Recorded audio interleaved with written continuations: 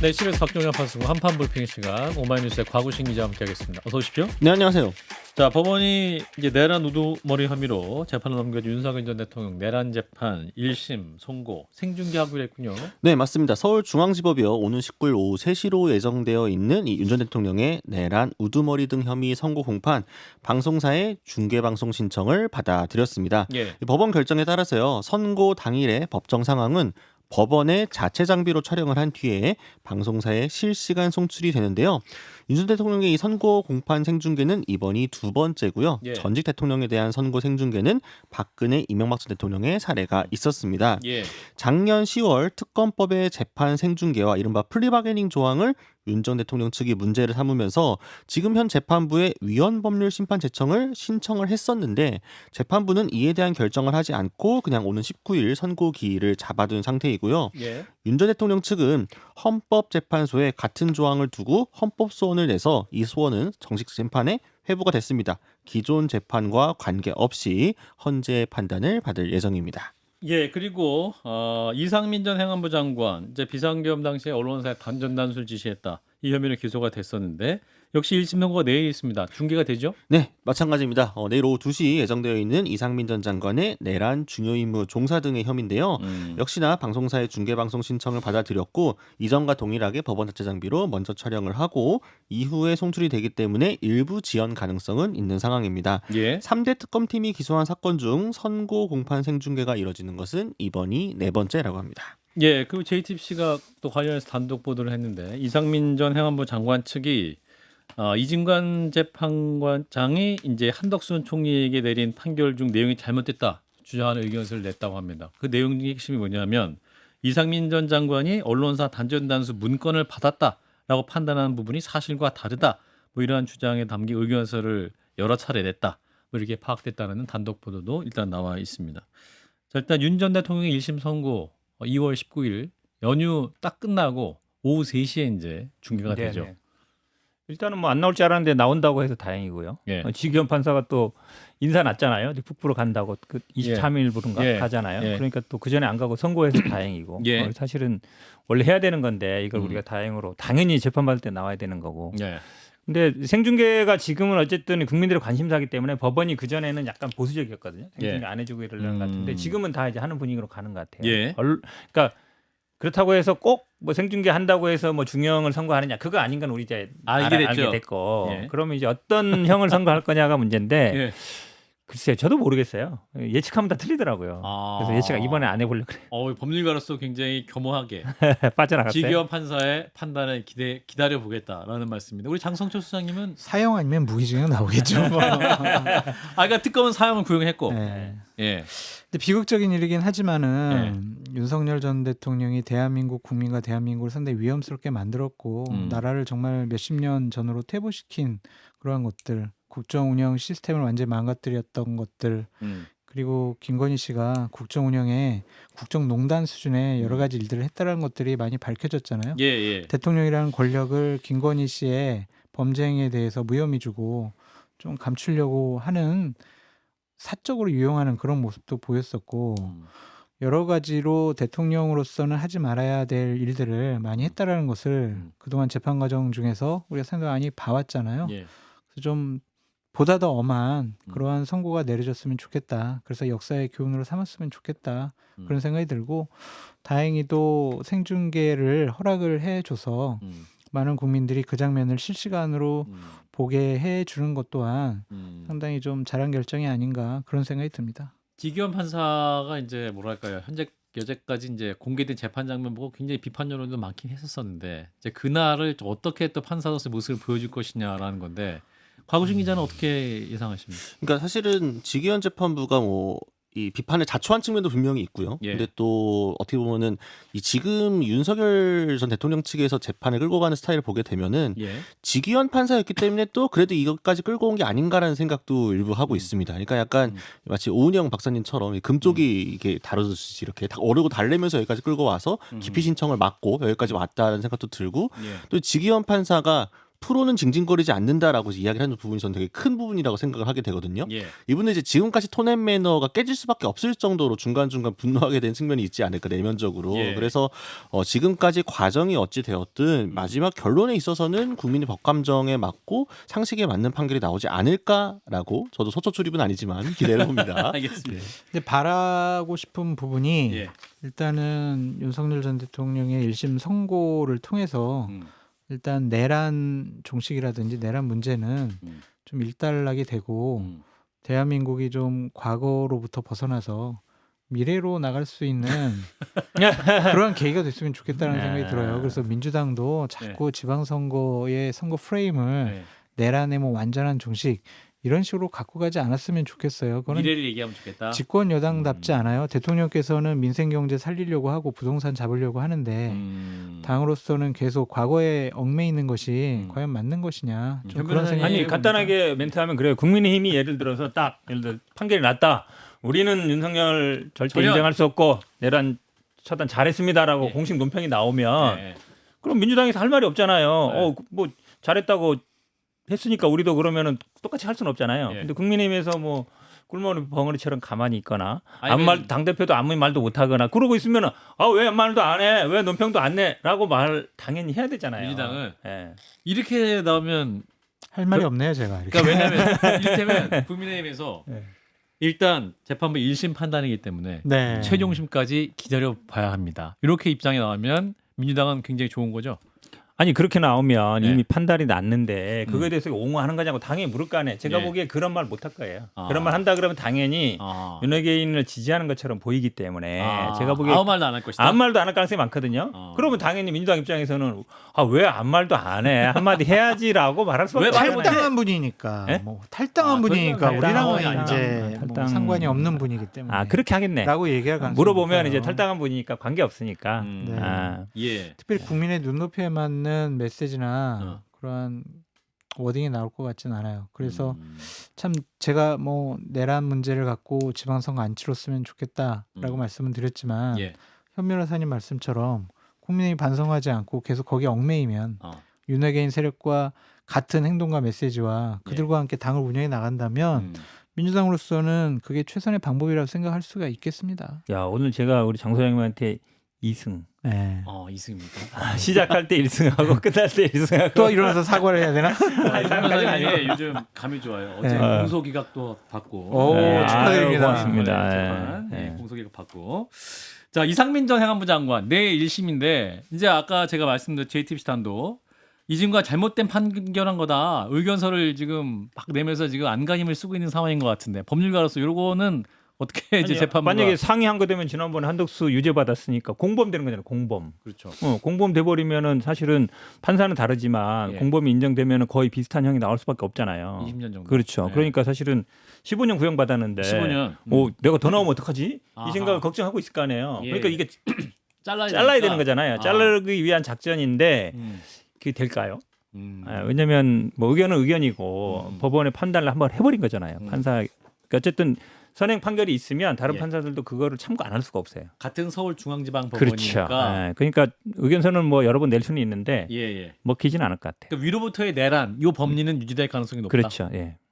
그렇군요. 자, 일단 이상민 전 장관의 내일 1심 선고 역시 내일 2시로 예정돼 있고 또 방송으로 나오게 됩니다. 준비하겠고요. 자, 이어서 민주당 얘기 넘어가겠습니다. 김경전 서울시 의원의 공천원금을 수사하고 있죠. 경찰이. 자, 차명 후원 의혹과 관련해서 민주당 중진 의원의 보좌관을 소환했군요. 네, 서울경찰청 공공범죄수사대가요. 어제 민주당 중진 A 의원의 보좌관 B 씨를 참고인 신분으로 불렀다라고 합니다. 예. A 의원은 김경전 시의원으로부터 차명으로 후원금을 받은 의혹을 받고 있는데요. 서울 강서구청장 보궐선거를 앞두고 2023년이었는데 이때 이 B 씨를 통해서 A 의원과 면담을 잡고 그러면서 빈손으로 가긴 그렇다라며 최측근의 명의로 후원금 500만 원을 보냈다라고 하면 이제 법정 한도죠. 예. 경찰은 전날 조사에서 B 씨가 김 전 시의원과 함께 차명 후원 논의를 실제로 했는지 A 의원이 이 사실을 알고 있었는지 이런 등을 캐물었다고 하고요. 예. 오늘 같은 경우에는 양모 전 서울시 의장을 정치자금법 위반 혐의 피의자 신분으로도 불렀다라고 합니다. 예. 이건 서울시 선관위가 이첩한 사건인데요. 김경전 시의원이 이 양 전 의장과 함께 민주당 지도부에 당시에 속해 있던 한 의원에게 공천 헌금 제공을 모의하는 내용의 녹취가 발견돼서 이에 따른 의혹이었습니다. 예, 자 강선우 의원에 대한 이제 체포동의안 표결 조만간 있을 것으로 보이는데 강선우 의원이 민주당 의원들에게 직접 편지를 보냈어요. 친전 관련 내역 재차 부인하고 1억 원에 제 정치 생명 걸 거 아니었다. 뭐 이런 얘기였죠. 네, 심려를 끼쳐드린 점은 일단 머릿속에 사죄드린다라고 했는데요. 이게 A4 용지 한 4장 분량의 편지였다라고 합니다. 예. 본인의 부덕이고 불찰이다라고 하면서도 당시 상황을 좀 설명을 했는데 본인의 주장에 따르면 보좌관이 당시에 좋은 사람을 소개해주겠다라고 해서 김경전 시의원을 만났고 의례적인 선물로 받은 쇼핑백은 집 창고방에 받은 그대로 보관했고 그 후에 본인이 잊어버리는 무심한 습관에 그 선물도 잊어버렸다라고 했습니다. 그런데 이후에 있었던 공관위 회의에서 본인이 이제 청년과 여성을 강조하면서 공천 이야기를 하자 김경전 시의원이 직접 항의를 했고 그때서야 본인은 그 쇼핑백에 든 게 1억 원이라는 사실을 알게 됐다. 이후에 여러 차례에 걸쳐서 반환을 시도했다라는 해명이었습니다. 예, 자 일단 강선우 의원 체포동의안이 오기 전에 이제 친전을 보내기도 했고 이제 불안감을 표현하고 있는 것 같습니다만, 자 현 변호사님. 통과될 가능성이 높다고 봐요. 예. 지금 왜냐하면 지방선거 앞두고 있습니다. 예. 딱 그 당시 상황이거든요. 많은 분들이 이게 어떻게 그러네요, 사실. 어떻게 처리되느냐 예의주시하고 있어요. 음. 당내에서도 그렇고 뭐 우리 당뿐만 아니라 국민의힘도 마찬가지고요. 그럴 수밖에 없잖아요. 지금이 딱 그 시즌이거든요. 네. 근데 지금 뭐 지난번에 뭐 언론 보도에 난 것처럼 이분 이렇게 해명하고 있는데 지난번에는 아마 공심위에서 뭐 세게 또 주장했다는 말도 있었거든요. 예, 예. 보도가 있었기 때문에 아마 민주당 의원들도 뭐 쉽게 수긍하기 쉽지 않다. 그리고 아마 당론은 글쎄요. 당론은 어떻게 정할지 모르겠는데 뭐 자율투표를 하더라도 통과되지 않겠냐라고 봅니다. 장 소장님은 타방송 들어보니까 강선우 의원 관련해서 논평하고 싶지 않다고 말씀하신 게 기억이 납니다. 오늘. 네. 정말 한판 승부에서는 그래도 하셔야죠. 거짓말이라고 생각이 들어서 눈물 어린 반성문이라고 본인은 얘기를 했지만 예. 그냥 거짓으로 점철된 해명글이 아닌가라는 좀 생각이 들어요. 예. 강선우 의원은 그러면 누군가를 만나면 의례적으로 선물을 받습니까? 본인 의례적 아니, 선물은 선물을 받지만 알겠어요. 열어보진 않는 거죠. 의례적인 선물로 받았다라고 했잖아요, 표현이. 예. 아, 예, 예. 그러면 누군가 만나면 계속 의례적으로 선물 받았다라는 거고. 보통 이제 조그만 선물 받더라도 뭐 안에 내용물이 뭔지 확인을 하는데 이거를 장기간 또 무심한 습관, 잊어버리는 무심한 습관 때문에 예. 그냥 창고 같은 방에 그대로 보관했다. 이것도 좀 문제인 것 같고 거짓말인 것 같고 뭐 다른 분들이 많이 얘기를 했지만은 아이를 여기서 이제 언급을 하면서 동정심을 유발하려고 하는 것이 과연 맞는 것이냐. 예. 그런 아이한테 좀 부끄럽지 않느냐 좀 그런 생각이 들고 다른 분들의 증언은 다르잖아요. 그냥 뭐 전세 자금으로 썼다라든지 네. 뭐 500만 원으로 공식적으로 후원을 요구했다라든지 물론 본인은 부인을 하고 있습니다만 예. 그런 것들이 다 밝혀졌기 때문에 본인이 스스로 체포동의안 이런 것들을 그냥 통과시켜달라고 호소하는 게 낫지 않을까. 불체포 특권을 스스로 포기하시는 것이 아하. 전직 민주당 의원으로서 당에 대한 당에 대한 친정에 마지막 대한 배려가 마지막 배려다. 아닐까 그런 생각이 듭니다. 박우신- 고개를 드세요, 현건택 변호사님. 아니 글을 보려는 거예요. 글을 원고 보고 보려고 있어요. 원고를 보려는 거예요. 다음 아이템 보고 있었던 제가 거예요. 1승 요거는 2대1. 2대1. 박우신 오케이 기자. 인정. 네, 체포동의안 통과 는 무난하겠죠. 무난합니까? 네, 무난하게 될 것으로 보이고 이걸 굳이 민주당이 방어할 이유가 딱히 없다. 없고, 네, 같은 당도 더 이상 아니고. 네, 그러니까 민주당에서도 이야기보다는 이번에도 오히려 선제적으로 더 적극적인 모습을 보여줘야만 어떻게 좀 면피될 수 있는 여지도 있을 수 있는 거고, 그리고 저는 김경전 시의원도 그렇고 지금 강선우 의원이 해명하는 내용이 과연 민주당 의원들 설득할 수 있을까 좀 의문이 들기는 합니다. 근데 여기 중요한 댓글이 있어요. 계약서는 있을까요? 이분이 뉴스 진짜 많이 보시는 분이네. 두 분 사이에 계약서는 존재합니까? 요새 계약서가 그렇게 핫해졌죠. 계약서. 법원 때문에. 예. 네. 저는 이해가 좀 안 가는 게 원래 청년 여성 관련으로 공천을 하려고 했는데 강선우 의원이 적합자가 없었고 그러니까 정량 평가에서 어쨌든 객관적으로 김경전 시의원이 압도적이었기 때문에 그냥 김경전 시의원 추천으로 말이 바뀌었다는 거잖아요, 공천이. 네. 근데 본인은 이 사실을 알고 있잖아요. 다른 사람한테 말은 할 수 없어도 공관위원들한테 본인한테 1억 원을 줬다는 사실을 이미 알고 있는데 예. 그럼 그걸 그냥 없던 일로 치고 뭐 그냥 김경전 시의원이 이 점수에서 제일 높으니까 공천 단순 공천해야지 이렇게 하는 게 이해가 되는. 저는 만약에 진짜로 본인이 억울하면은 이 사실을 공관위원한테 공유할 수 없다고 하더라도 김병기 의원도 심지어 전화해서 안 된다, 김경 공천 안 된다라고 했는데 김경은 내 말은 할 수 없지만 이런저런 이유가 있기 때문에 단순 공천 어렵다라고 선을 긋는 게 합리적이지 않네. 저는 좀 이해명이 이상하다 생각합니다. 예. 자, 일단 여기까지 얘기하고요. 자, 비트코인 오지급 사고 이 얘기를 하기 전에 댓글에 장성철 소장이 국민의힘 새 당명 공화당 1순위다라는 밭글이 돌아다닌다고 합니다. 아이고. 야, 이 한판승 오늘 영향력이 단독 하나 주시네. 야. 단독. 그럼 제가 바로. 2승. 2승. 야. 2승. 진짜. 아니, 맞잖아요. 지금 맞아, 뭐 이승, 새로운 이승. 거 하나 터뜨린 거 없잖아요. 지금 실시간으로. 기자들이 와. 네. 그러니까요. 야, 역시. 예. 자, 이어서 국회 정무위가 60조 원 규모의 비트코인 오지급 사고 이른바 빗썸 사태 현안 질의가 있었는데 일단 빗썸 대표가 사과했죠. 네, 오늘 국회에 출석한 이재원 빗썸 대표가요. 이벤트 오지급 사고로 상심이 컸을 국민 여러분께 사고의 최종 책임자로서 사과드린다라고 했습니다. 이 오지급된 상태에서 장부상 숫자가 늘어난 부분을 탐지하고 대응하는 내부 통제 면에서 부족을 뼈저리게 인식하고 있다라고 했는데요. 예. 이 피해 규모와 이 산정 그리고 구제 범위에 대해서도 현재 1,788개 비트코인이 매도되는 시점에 발생한 이 패닉셀과 그로 인해 약 30여 명이 강제 청산을 겪었는데 이 두 부분을 피해 구제 대상으로 보고 있다라고 했고요. 예. 또 이번에 실수를 한 직원의 직급은 원래 대리였다라고 하는데 이벤트 당첨금 지급 과정에서 원래는 다중 결제를 거치는 내부 통제 시스템이 있어야 되는데 그게 부족했다라고 인정했습니다. 이거는 정말 너무 어처구니 없는 사고였잖아요. 사실은 이게 2,000원을 원래 하려고 했다가 이게 잘못 입력이 됐던 거였죠. 근데 제가 솔직히 이해가 안 되는 게 그러니까요. 빗썸이 지금 그 60조 원 규모의 예. 비트코인을 갖고 있지 않아요. 음, 그런데 이걸 어떻게 허위로 이제 갖고 있지 않음에도 불구하고 예. 근데 그거를 보내줬다라는 거예요. 장부상으로 근데 그거를 현금화한 분도 있잖아요. 판 분도 있고. 몇십억에 팔았다는 분도 있고. 이게 뭐가 문제 솔직히 잘 모르겠어요. 이게 뭐 가상화폐 시장의 어떤 네. 맹점인지 예. 어떤 제도상의 허점인지 모르겠지만 이게 어떻게 가능한 것이냐. 어떻게 가능한 것인가 그런 생각도 들고 화가 나는 것도 있어요. 음. 왜 제 계좌에는 없습니까? 제 빗썸 계좌도 있습니다. 아, 있어요? 있어요? 있어요. 아. 근데 왜 저는 안 보내주냐? 이벤트에 당첨되려면 뭔가 거기서 하는 행위에 자꾸 응모를 해야 되는데 2,000원 응모를 안 받을 해서 그런 자격이 거예요. 없었던 거야. 2,000원 받을 응모 자격도 같은 없던 건 안 거예요. 했어요. 아니 진짜 중요한 얘기 하셨는데 예. 본인이 갖고 있는 거 14배를 줬다는 얘기잖아요. 2,000원이 가능한가? 2,000 BT 비트코인이 된 그러니까 거니까. 이게 근데 가능하다는 얘기잖아요. 어떻게 가능하지? 가능하든 그러면 사실은 지금까지 우리가 거래했던 것들이 다 거의 그러니까 사실은 가상에 없는 거야. 있다고 그냥 믿고 그냥 그렇죠. 서로 인정하면 그냥 서로 또 그러니까요. 했던 거 아니에요? 아니 우리가 주식 시장도 마찬가지예요. 원래는 주식이 있다고 치고 그러니까. 그거를 이제 맡겨놓고 이제 거래하는 거기 때문에 예. 우리가 주식을 샀는데 그 주식이 내가 실제로 없다고 생각은 안 하잖아요. 네. 근데 이 비트코인은 거래를 해도 실제로 없을 수가 있는 거잖아요. 나중에 없어, 현금 없지. 청산할 때는 네. 없을 수도 있는 거잖아요. 그렇죠. 그러면 이게 물론 이게 지금 가상 시장이긴 하지만 네. 저는 이거를 이번 기회에 좀 제도권안을 들여서 검증하고 이렇게 해야지 안 네. 그러면 네. 완전히 제가 보기에 시장 붕괴될 수 있어요. 아니, 그러니까 화폐가 아닌데 화폐인 것처럼 지금 인정이 되는 어떤 상황으로 이렇게 이제 거래서 맞는 것 같긴 한데. 그러니까 지금 관심의 초점이 네.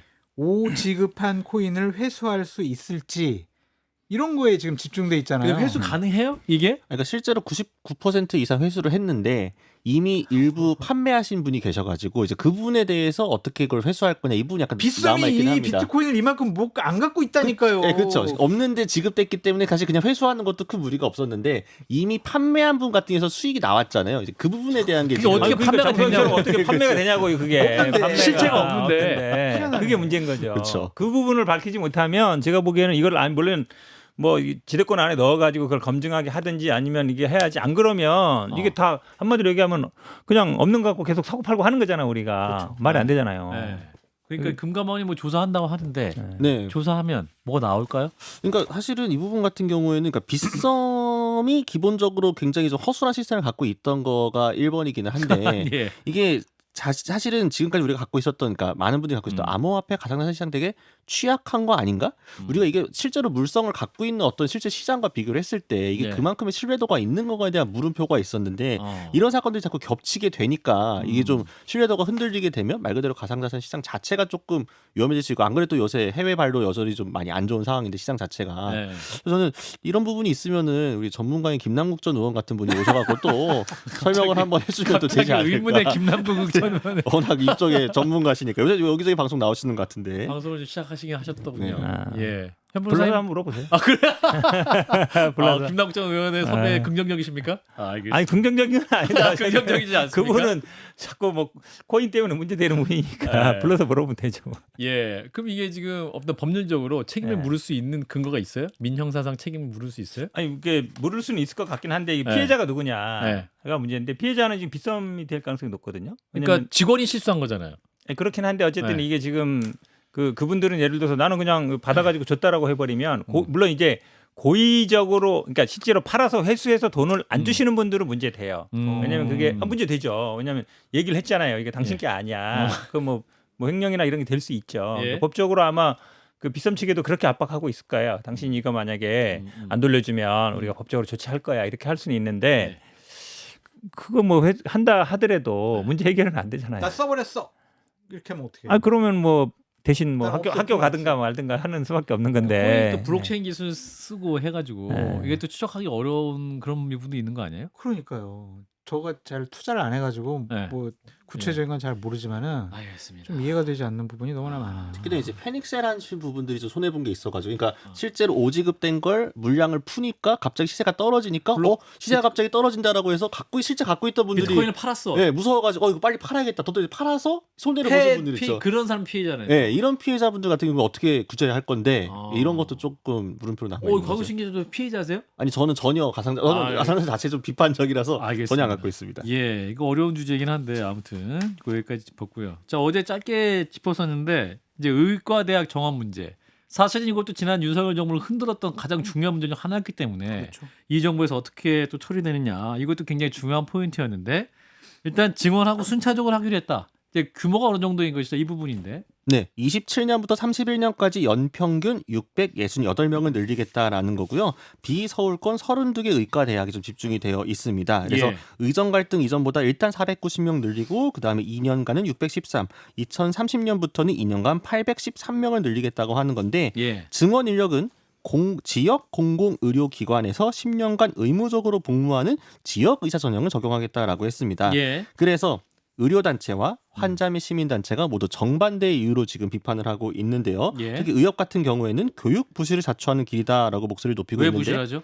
네, 그러니까 정부의 증원 강행 때문에 네. 실제 현장에서의 교육이 부실하다라는 거가 하나 있고, 예. 두 번째로는 이 지역 공공의료기관에서 10년간 의무적으로 복무하는 게 헌법상의 이제 직업 선택의 자유를 침해한다, 위헌 소지가 있다 이렇게 맞서고 있는 상황입니다. 예.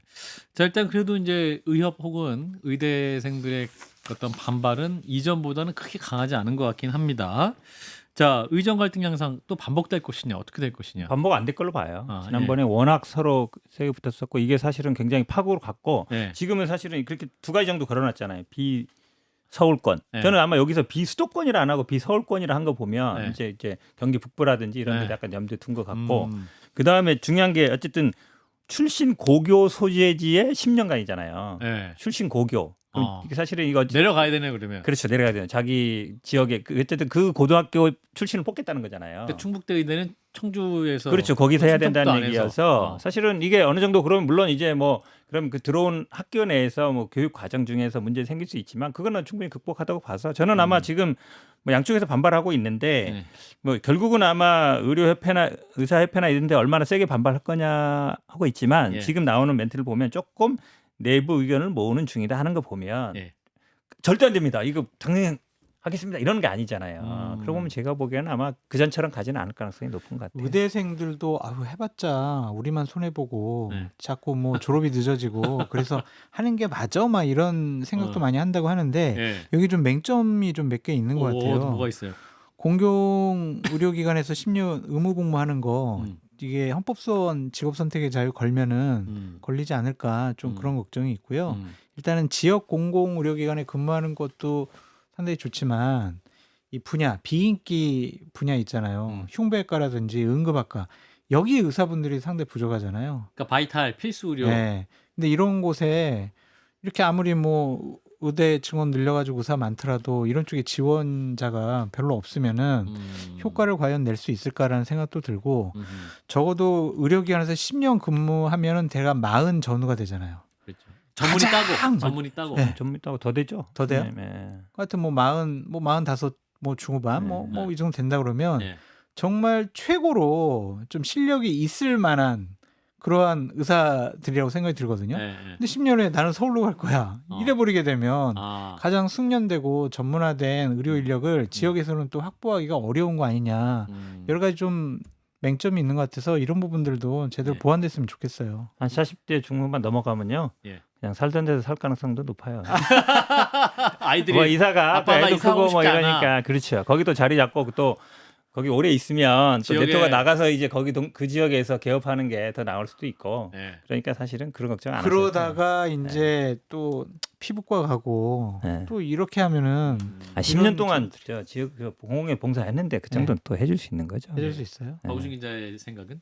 아니 저는 이 기본적으로 의대 증원이 필요하다고 봅니다만 예. 이게 의료 뺑뺑이나 이런 문제를 의대 증원 하나만 가지고 정가부터 해결할 수는 없는 거잖아요. 다른 부분들이 같이 패키지로 정답입니다. 나와야만 되는 거기 때문에 여기에만 집착하지 말고 이걸 하면서 같이 다른 정책적 수단들도 잘 고려해 주시면 좋겠습니다. 예, 정부도 이게 이제 딱 늘렸어 끝 이게 아니라 네. 또 아까 말씀하신 필수 의료 분야, 바이탈 분야도 어떻게 더 이렇게 유도할 수 있을 것이냐 이런 부분도 정책적으로 정은경 장관께서 고민하지 않으실까라는 좀 생각을 해봅니다. 자, 일단 오늘 한판 브리핑 여기까지. 곽우신 기자 고맙습니다. 감사합니다.